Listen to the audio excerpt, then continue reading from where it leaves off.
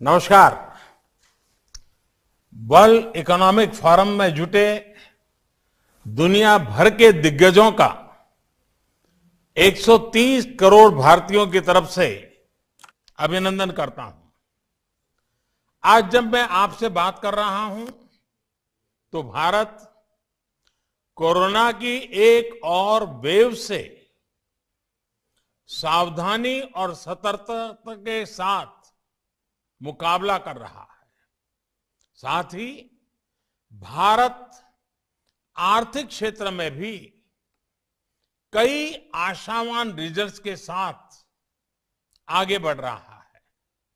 भारत में आज अपनी आजादी के 75 वर्ष होने का उत्साह भी है और भारत आज सिर्फ एक साल में ही 160 करोड़ कोरोना वैक्सीन डोज देने के आत्मविश्वास से भी भरा हुआ है।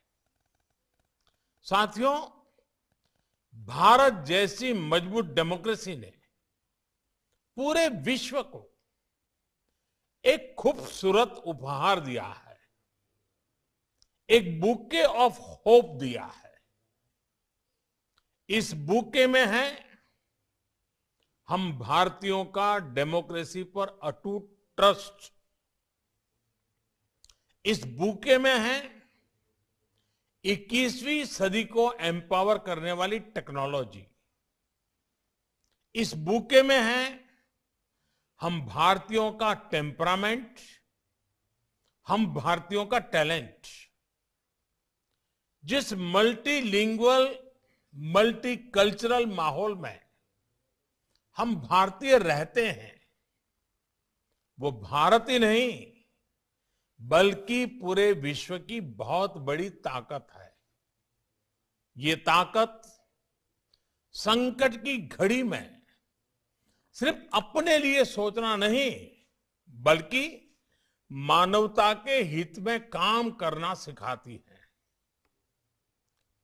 कोरोना के समय में हमने देखा है कि कैसे Bharat one earth one health इस विजन पर चलते हुए अनेकों देशों को जरूरी दवाइयां देकर, वैक्सीन देकर करोड़ों जीवन बचा रहा है।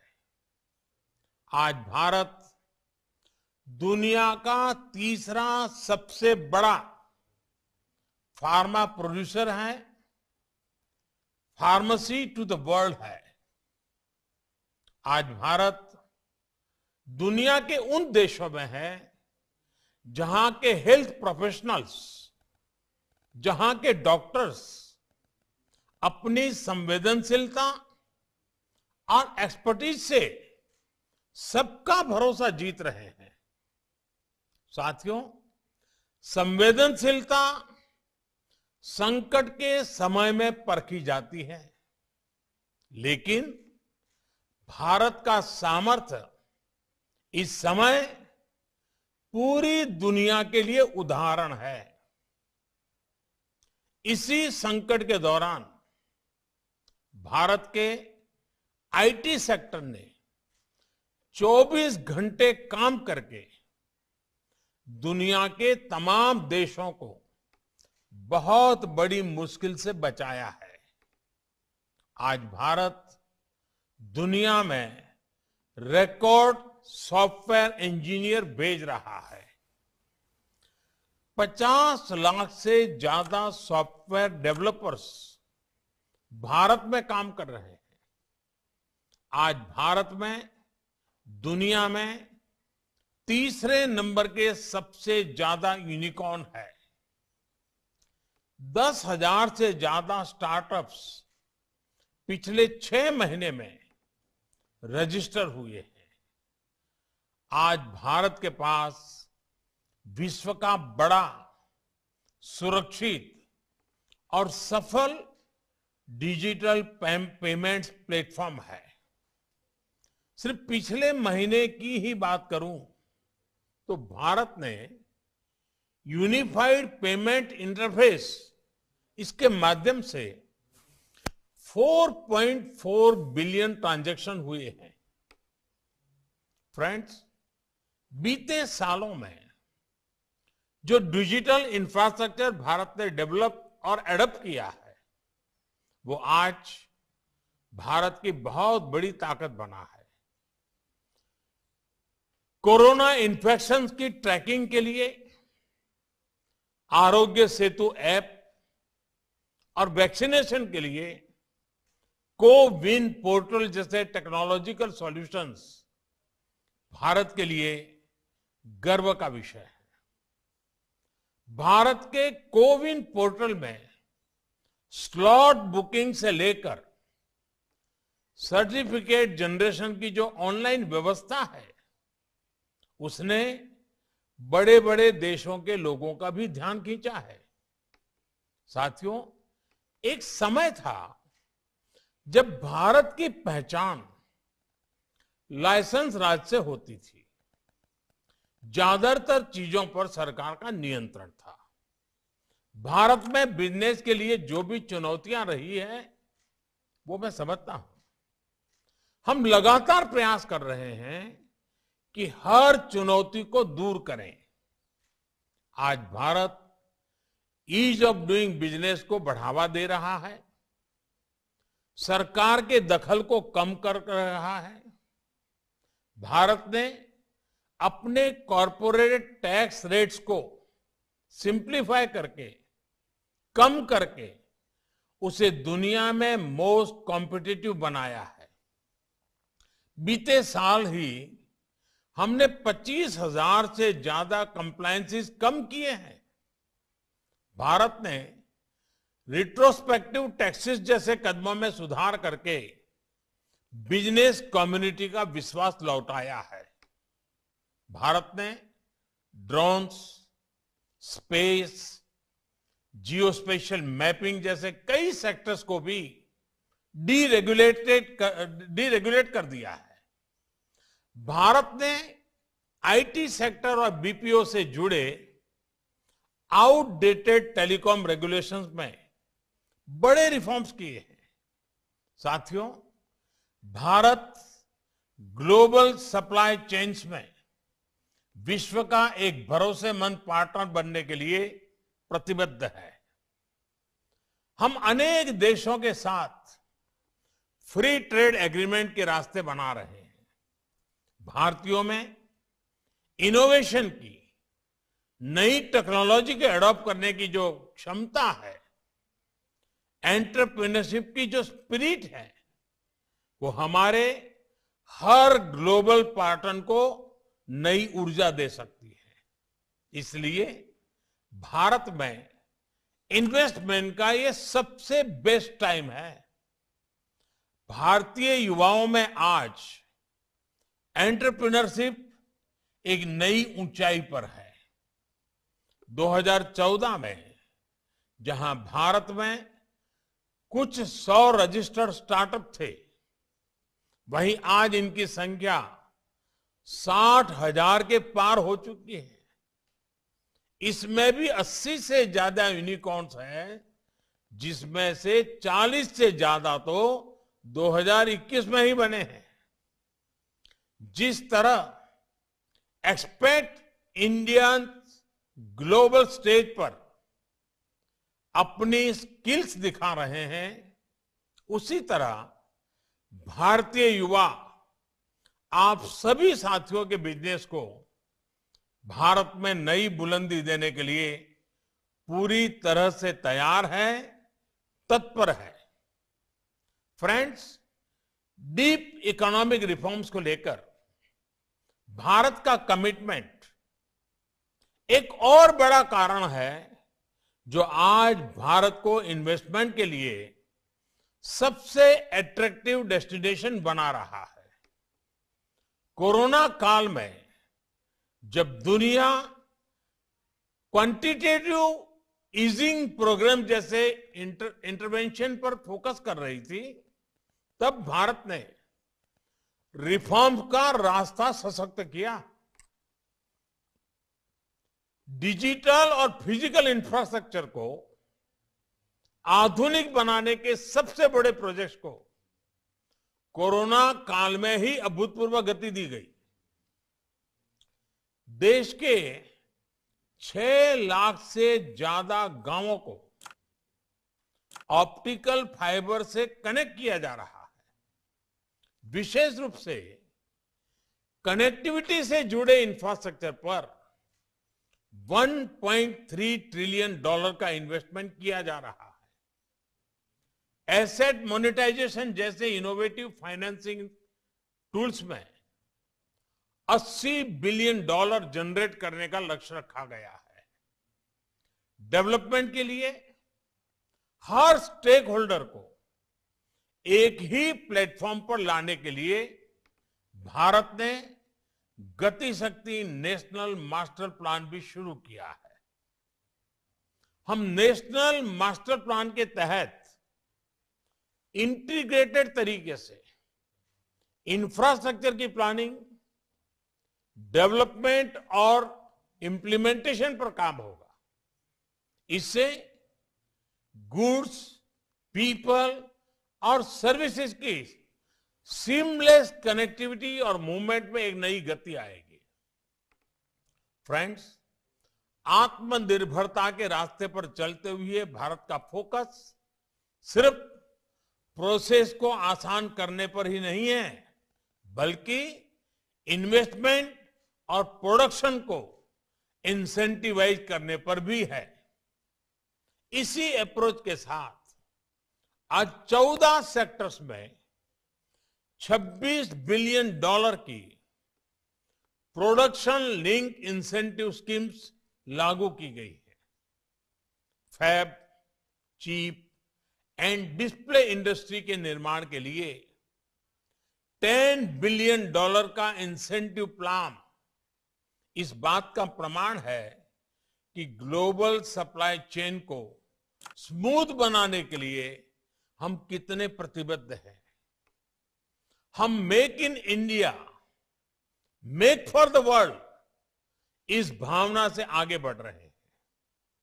टेलीकॉम, इंश्योरेंस, डिफेंस, एरोस्पेस के साथ साथ अब सेमी कंडक्टर्स के क्षेत्र में भी भारत में असीम संभावनाएं हैं।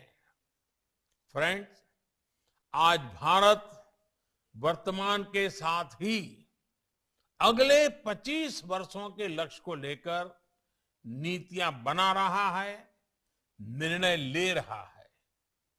इस कालखंड में भारत ने हाई ग्रोथ के वेलफेयर और वेलनेस की सैचुरेशन के लक्ष्य रखा है। ग्रोथ का यह कालखंड ग्रीन भी होगा, क्लीन भी होगा, सस्टेनेबल भी होगा, रिलायबल भी होगा। ग्लोबल गुड के लिए बड़े कमिटमेंट्स करने और उन पर खरा उतरने की परंपरा को जारी रखते हुए हमने 2070 तक नेट जीरो का टारगेट भी रखा है। दुनिया की 70% आबादी वाला भारत भले ही ग्लोबल कार्बन एमिशन में 5%, ओनली 5% कंट्रीब्यूट करता हो, लेकिन क्लाइमेट चेंज से निपटने के लिए हमारी प्रतिबद्धता 100% है। इंटरनेशनल सोलर अलायंस और Coalition for Disaster Resilient Infrastructure for climate application adaptation जैसे इनिशिएटिव इसका प्रमाण है। बीते वर्षों के प्रयासों का नतीजा है कि आज हमारे एनर्जी मिक्स का 40% हिस्सा नॉन फोसिल सोर्सेज से आ रहा है। भारत ने पेरिस में जो ऐलान किया था वो हम टारगेट से 9 साल पहले ही प्राप्त कर चुके हैं। फ्रेंड्स, इन प्रयासों के बीच हमें ये भी मानना होगा कि हमारी लाइफस्टाइल भी क्लाइमेट के लिए बड़ी चुनौती है। थ्रो अवे कल्चर और कंज्यूमरिज्म ने क्लाइमेट चैलेंज को और गंभीर बना दिया है। आज की जो टेक, मेक, यूज, डिस्पोज ये जो इकोनॉमी है उसको तेजी से सर्कुलर इकोनॉमी की तरफ बढ़ाना बहुत जरूरी है। कोप 26 में मिशन लाइफ के जिस आइडिया की चर्चा मैंने की थी उसके मूल में भी यही भावना है। लाइफ यानी लाइफस्टाइल फॉर एनवायरमेंट। ऐसी रेजिलिएंट और सस्टेनेबल लाइफस्टाइल का विजन जो क्लाइमेट क्राइसिस के साथ साथ भविष्य के अनप्रेडिक्टेबल चैलेंजेस में उससे निपटने में भी काम आए। इसलिए मिशन लाइफ का ग्लोबल मास मूवमेंट बनाना जरूरी है। लाइफ जैसे जनभागीदारी के अभियान को हम P3, और जब मैं P3 कहता हूं प्रो प्लेनेट पीपल का बड़ा आधार भी बन सकते हैं। फ्रेंड्स, आज 2022 की शुरुआत में जब हम दावोस में ये मंथन कर रहे हैं तब कुछ और चुनौतियों के प्रति सचेत करना भी भारत अपना दायित्व समझता है। आज ग्लोबल ऑर्डर में बदलाव के साथ ही एक वैश्विक परिवार के तौर पर हम जिन चुनौतियों का सामना करते रहे हैं वो भी बढ़ रही हैं। इनसे मुकाबला करने के लिए हर देश, हर वैश्विक एजेंसी द्वारा कलेक्टिव और सिंक्रोनाइज एक्शन की जरूरत है। ये सप्लाई चेन के डिसरप्शन, इन्फ्लेशन और क्लाइमेट चेंज इन्हीं के उदाहरण है। एक और उदाहरण है क्रिप्टो करेंसी का। जिस तरह की टेक्नोलॉजी इससे जुड़ी है उसमें किसी एक देश द्वारा लिए गए फैसले इसकी चुनौतियों से निपटने में अपर्याप्त होंगे। हमें एक समान सोच रखनी होगी। लेकिन आज वैश्विक परिदृश्य को देखते हुए सवाल ये भी है कि मल्टीलेटरल ऑर्गेनाइजेशंस नए वर्ल्ड ऑर्डर और नई चुनौतियों के निपटने के लिए तैयार है क्या? वो सामर्थ्य बचा है क्या? जब ये संस्थाएं बनी थी तो स्थितियां कुछ और थी। आज परिस्थितियां कुछ और है। इसलिए हर लोकतांत्रिक देश का यह दायित्व है कि इन संस्थाओं में रिफॉर्म्स पर बल दें ताकि इन्हें वर्तमान और भविष्य की चुनौतियों से निपटने में सक्षम बनाया जा सके। मुझे विश्वास है दावोस में हो रही चर्चाओं में इस दिशा में भी सकारात्मक संवाद होगा। फ्रेंड्स, नई चुनौतियों के बीच आज दुनिया को नए रास्तों की जरूरत है, नए संकल्पों की जरूरत है। आज दुनिया के हर देश को एक दूसरे से सहयोग की पहले से कहीं अधिक जरूरत है। यही बेहतर भविष्य का रास्ता है। मुझे विश्वास है कि दावोस में हो रही ये चर्चा इस भावना को विस्तार देगी। फिर से एक बार वर्चुअली भी आपसे मिलने का मौका मिला। आप सबका बहुत बहुत धन्यवाद।